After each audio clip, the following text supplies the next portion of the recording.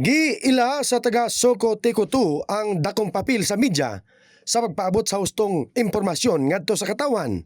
Tungod dinhi, usa ka panagtapok ang gipaygayon aron mapalapnag ang impormasyon kabahin sa operasyon sa public utility nga nagasupply og kuryente sa mga panimalay ug mga establishmento.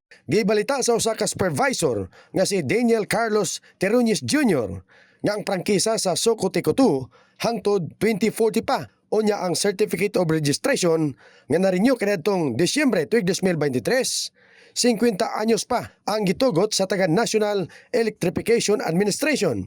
Ubay-ubay na usab ang mga pamaagi sa pagbayad sa billing luwas sa ilang opisina sa Jose Catolico Avenue, anan usab sa mga malls, mga bangko og sa online. 60% nag-adto sa generation charges.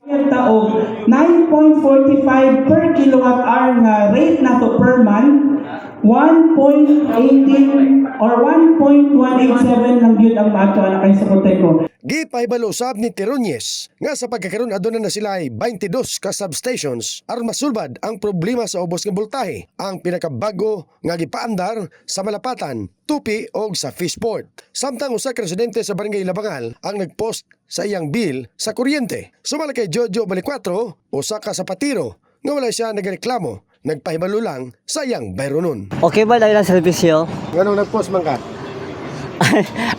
Kuan lang ka lang, medyo na-stress lang ako kaya medyo sa akong kuan, sa akong income, ana.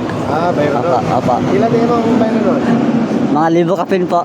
Hapsay usab nga nahuman ang forum nga gihimo sa usa ka hotel sa Jansan adlaw Martes. In the heart of changing lives, kini si Fred Jason sa 89.5 Brigada News FM Jansan, The Music News Authority.